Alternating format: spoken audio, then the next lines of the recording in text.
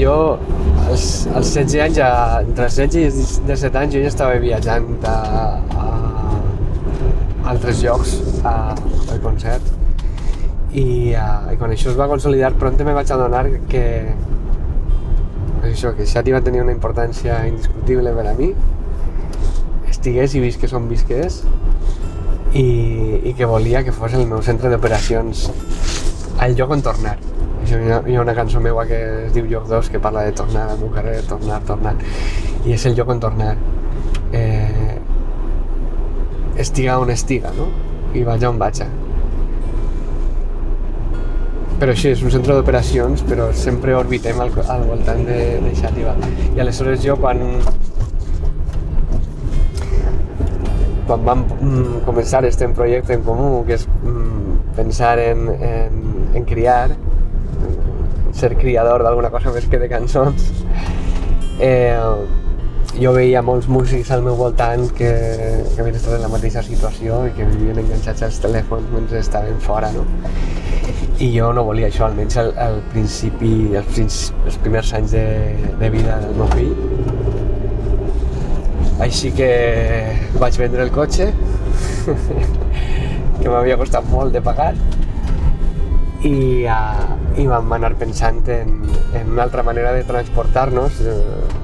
Nosaltres jo no he gastat mai el cotxe per a distàncies curtes, això que passa a vegades als pobles, que la gent va comprar el pa en el cotxe. Jo sempre que he agafat el vehicle és per a viatjar lluny i poder-me emportar a més de tots els trastos a la família i poder viure estos primers moments de la paternitat, i jo crec que ha sigut un encert.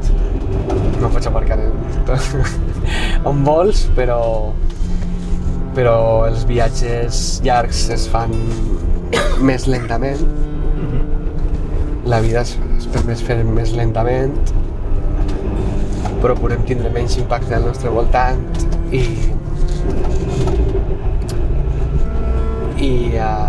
jo crec que som més feliços des de que viatge així i des de que he après que les cançons són importants però no són el més important de la meva vida. Em molt feliç quan apareixen, però el més important de la meva vida és la vida i estic intentant cuidar el màxim possible, cuidar els nostres voltants, no?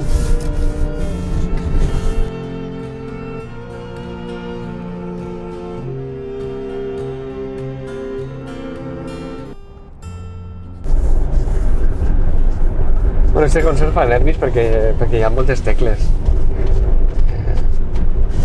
Tema proper de Xàtiva, però no és que hem anat ahir a un públic desconegut, però sí, hi ha moltes coses que volem fer bé i al mateix temps sense oblidar-nos que és una trobada d'amics, que és el que hem volgut fer, i espero que sigui així de relaxada.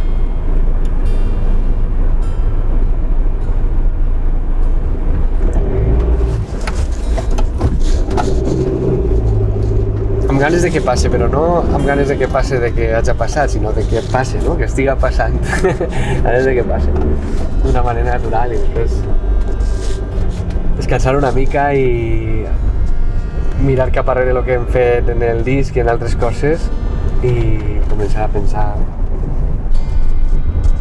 Jo crec que les cançons no són fills. Ara que som pare, no? No, crec que les cançons no són fills, les coses que fem. Els fills són fills i les altres coses són les altres coses. Sí que hi ha cançons que tens una estima especial, o primera perquè t'has sentit que t'has pogut expressar amb plenitud, que la veu la tens al lloc i que estàs còmode amb l'instrument, o bé perquè signifiquen alguna cosa important i ja la cançó de Bressol enmig del col·lapse és una cançó important per a mi, primera perquè és una cançó dedicada al meu fill, després perquè és una cançó que tot i estar feta al setembre parla d'un col·lapse que estem vivint i volia deixar d'alguna manera aquesta cançó explicar que nosaltres, aquesta generació sap que el que està passant i que no és que no ens adonem del que estem fent, no? I que ens hem deixat fer algunes coses, però també al mateix temps explicar que que lluitar per canviar les coses és una cosa molt bonica i que si no, i que s'aconsegueixen coses, si no fos així jo hauria fet la mili i no la vaig fer perquè va haver una gent que va desobeir, no?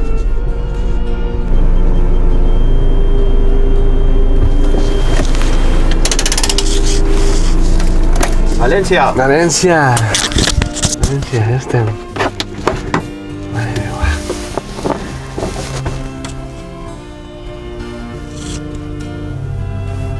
En fi. Heu arribat.